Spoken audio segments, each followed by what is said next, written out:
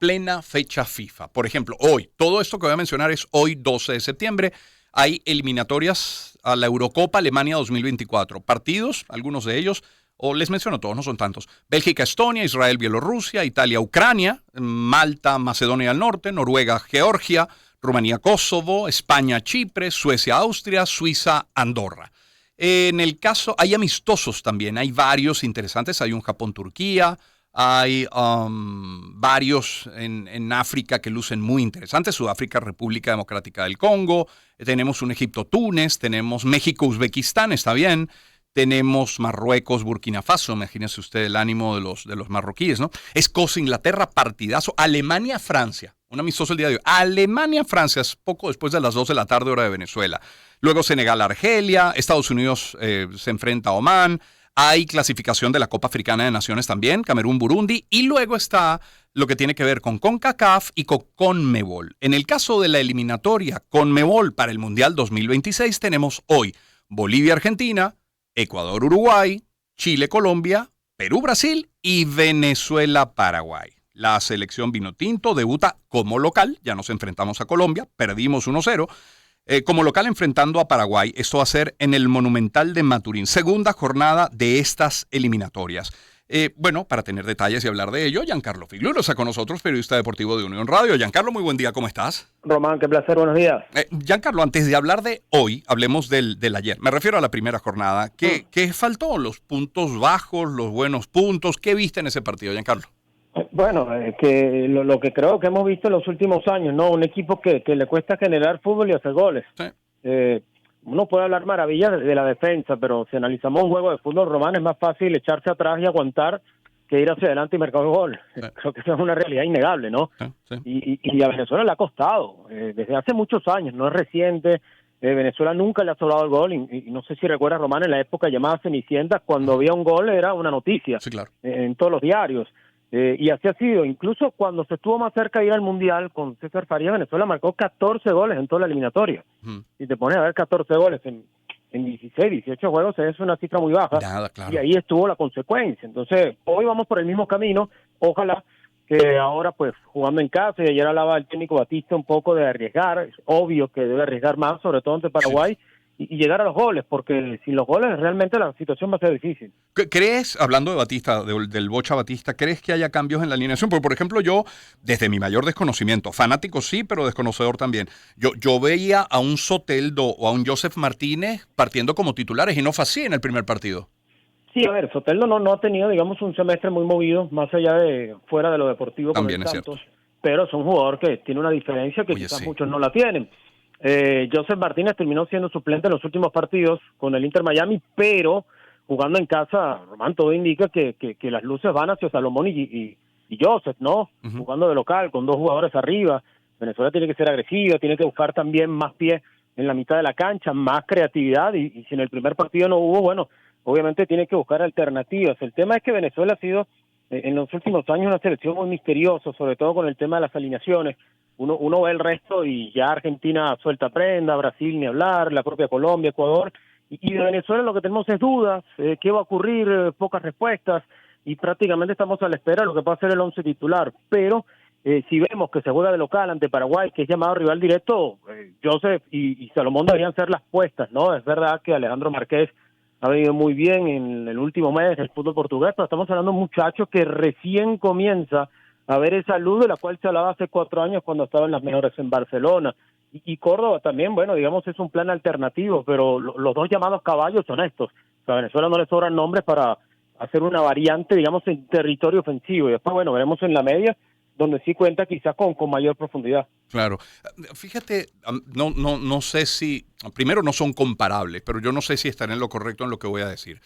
Tú ves una selección como la alemana, que era una selección envejecida, es decir, eran estas columnas, estos bastiones del equipo alemán de fútbol que bueno, nada, entraron en años y no comenzaron a rendir como en el pasado. Y de pronto se da toda una transición generacional que a lo mejor explica en buena medida ese 4-1 ante Japón reciente, ¿no? Tienes una selección que apunta a algo que no es el momento ahora, pero que está apuntando a algo, que tiene un programa, que tiene un proyecto, que tiene una visión. Puede estarle ocurriendo a la Vinotinto algo así cuando estamos viendo, sí, un Salomón Rondón ya también entrado en años y con una camada que no termina de entrar. ¿Es necesaria una renovación generacional en la Vinotinto? Bueno, se está viendo. El tema es que, Román, no olvides que en 2017 Venezuela fue subcampeona del mundo, sub-20. El tema es qué ha ocurrido con ellos después de 6 años.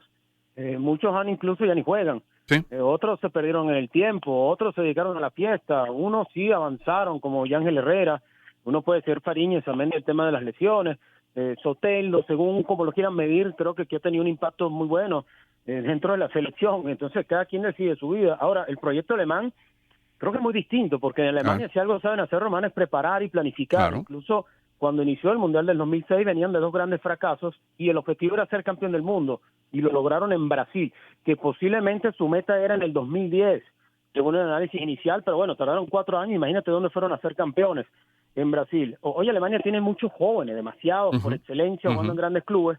Me parece que el tema partía por lo de Hansi Flick. No estoy diciendo que hoy va a cambiar con Francia, pero sí se habló mucho en vestuarios que había quiebre con los más experimentados, con los que venían, y la cosa no estaba buena. Y bueno, Alemania tiene un golpe porque son 2 mundiales perdiendo en primera ronda, pero es un país 4 veces campeón del mundo, con una de las estructuras más imponentes del fútbol europeo, por encima de España, por encima de la francesa.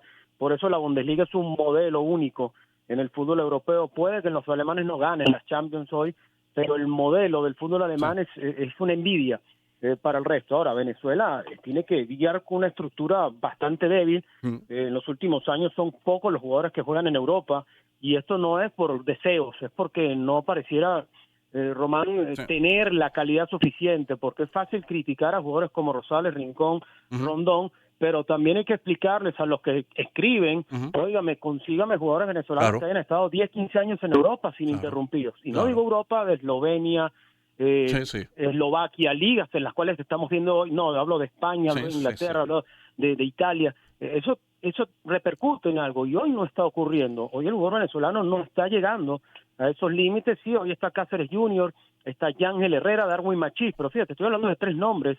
Podemos poner a Marqués en Portugal, que no está nada mal, pero ¿qué ha ocurrido? O sea, hay algo que está sucediendo en la selección. Giancarlo Figlio nos acompaña. Giancarlo, no, a ver, a ratos el partido ante Colombia, cuando lo vi, oye, sentí que volvimos a recurrir al balonazo, ¿sabes? Cuando desde la defensa querías hacer un pase de 40 metros y llegar a la delantera y ver si algún error en la defensa nos permitía anotar un gol.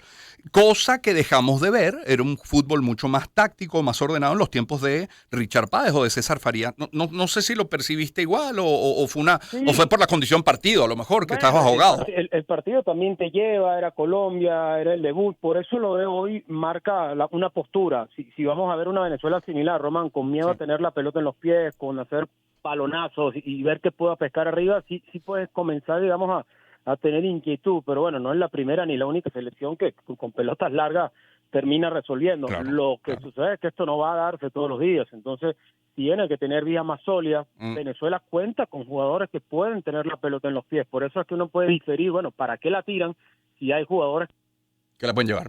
Claro, perdimos el contacto con Giancarlo Figliuolo, ya lo vamos a recuperar porque queremos hablar de Paraguay como rival directo. Puede ser un rival directo en estos 6 puestos y medio que se abren para la Conmebol de cara al Mundial de Fútbol. Pues bueno, podría ser Paraguay una de esas selecciones con las que estemos directamente luchando por entrar. Quiero confirmar con Giancarlo, además, la hora del pitazo inicial el día de hoy. Recuerden, en Maturín es Venezuela-Paraguay. Giancarlo, Paraguay lo podemos considerar, con estos 6 cupos y medio que asignaron a la Conmebol, lo podemos considerar como rival directo, o en ese caso hay que aprovechar la localía, ¿no? No, claro, a ver, a menos a título personal, especulando un poco, en la primera línea está obviamente Argentina-Brasil, claro. Después creo que Uruguay-Ecuador. Sí, Ecuador es un proyecto muy interesante para que analice el resto del continente, porque hoy resulta que el jugador más caro en la historia de la Premier League es ecuatoriano, y no llega a 23 años. y hay que ver el modelo de Independiente del Valle, que ha sacado más de 15 jugadores y ha sacado cientos de millones de dólares en ventas. Un equipo humilde, no estoy hablando de una potencia ni de Melec, ni del Barcelona, no, estamos hablando de un equipo que se creó con un ideal de formar jugadores y explotarlos. Después sí, el tema Colombia, que no se dio bien el primer juego, pero uno supone que con lo que tiene debería estar entre los 5, ¿no? Y ahí abajo, Román, creo que viene la lucha, ¿no? El puesto 6 y 7. Chile no anda bien, incluso hoy dudan si van a llenar el estadio, fíjense ustedes, y el técnico está enjuiciado. Creo que Paraguay, que ha tenido una reestructuración buena porque hay jugadores interesantes como Sosa, como Almirón, como Rojas, Matías, pero no termina de conseguir resultados y lo vimos con Perú. Perú está en una etapa de salida de muchos jugadores. Bolivia, bueno, tendrá que recurrir a los 3.600 metros de La Paz, y Venezuela. Creo que ahí está esos dos cupos que deberían estarse luchando hasta el final. Sí, efectivamente. Pitazo inicial, hora del pitazo inicial hoy, Giancarlo. El partido es a las 6 de la tarde. 6. A diferencia, bueno, van a haber muchos encuentros que chocan. Fíjate que Bolivia juega a las 4, con Argentina, después Ecuador está a las 5, con Uruguay, ese es un partidazo. Venezuela viene a las 6, posteriormente pues vendrán el resto de los partidos y bueno, al final el Perú-Brasil. Bueno, Giancarlo, gracias por esto y a lo mejor conversamos mañana para ver cómo nos fue, ¿te parece? Seguramente. Un abrazo, que estés muy bien. Giancarlo Figliulo, periodista deportivo de Unión Radio. Son las 8:50 de la mañana, cierro nuestra